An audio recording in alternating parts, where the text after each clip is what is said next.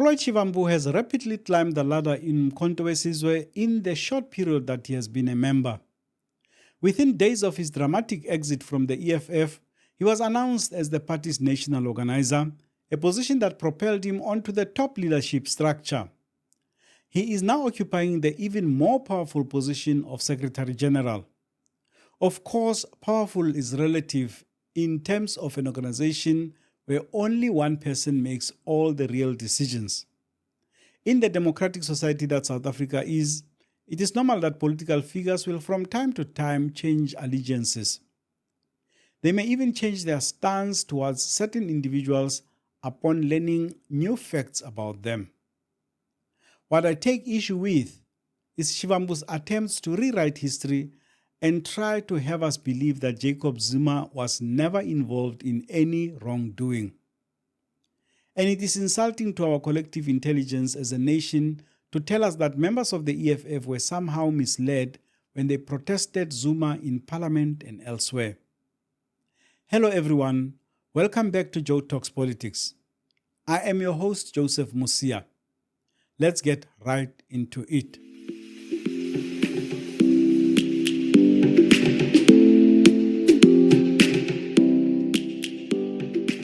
Something happened between Julius Malema and Shivambu which resulted in the latter deciding to move on and align with Jacob Zuma's new outfit. As I said earlier, this is normal political behavior in a multi-party democracy like ours. What I find puzzling though is the extent to which he is going to ingratiate himself to his new boss.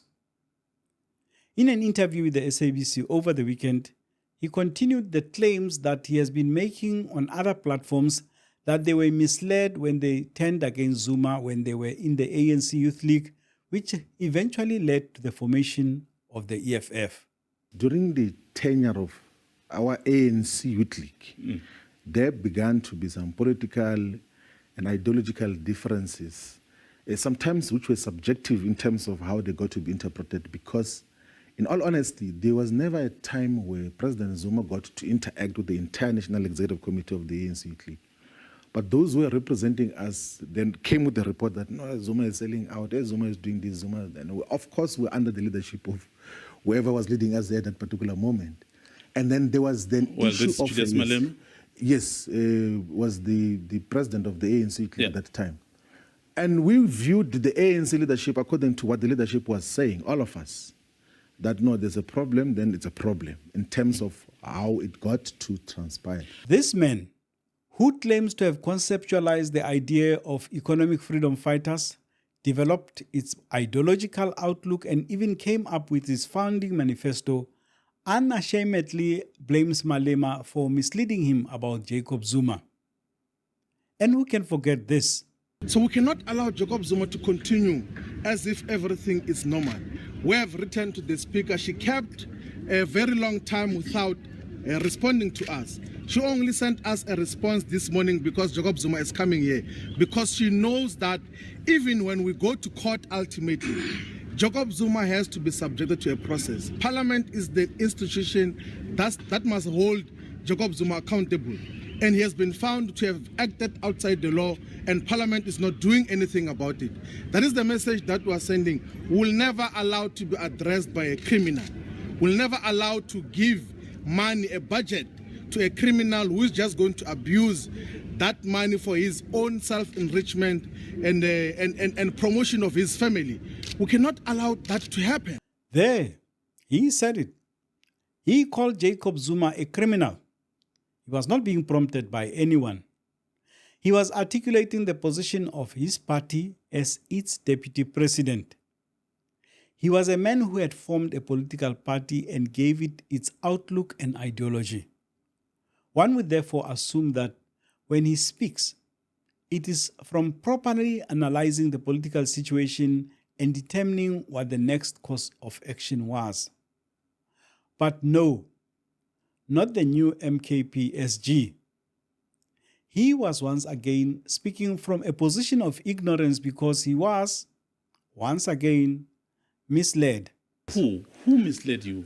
So the entire discourse of South Africa's politics, right, inclusive of influential media platforms and state institutions which in some instances were abused to pursue political agendas. It's not a secret that as public protector, Thuli Madonsela was in pursuit of a narrow political agenda. It also shows with what she got to do and who she got to associate with after her office as a public protector. At that time, we thought she's a genuine person who is in pursuit of a genuine agenda, but she was in pursuit of a class agenda which sought to portray President Zuma as corrupt, to portray President Zuma as a person who is not living within the constitution, and she was doing so in protection of the white capitalist establishment. Floyd is free to change his mind about Jacob Zuma. Many other people have. What he does not get to do is rewrite history. We were there. We lived through the state capture era. We experienced firsthand the destruction of important state institutions. We know that crime is at the levels it is today because Zuma and his lieutenants weakened the country's crime-fighting institutions, SARS, the NPA, the police, crime intelligence, Home Affairs and others, to make sure that they could run their criminal enterprises unhindered. We know that our economy is struggling to get on its feet because of the thorough job Zuma and his cronies did in its destruction. I don't even mind that he's okay being part of an organization where only one person makes all the decisions, like the decision to appoint him Secretary General. That is his business. He needs to be challenged, however, when he says things like the State Capture Commission did not find any wrongdoing on Zuma's part. The inquiry happened. None of those monumental accusations that were made against President Zuma were proven there. Even in his absence, like they couldn't come and say, no, you didn't defend yourself. We've got the evidence that you bought a multi-million mansion in Dubai. You took billions of rands out of the state. The man chose to go to prison rather than answer questions at the commission. The other reason I take issue with Shivambu's statements is because misinformation and disinformation are powerful tools in the hands of despots. When they are not challenged, there are people who will believe them and make decisions based on them. If you enjoyed this episode, please hit the like, share, and subscribe buttons. See you in the next one.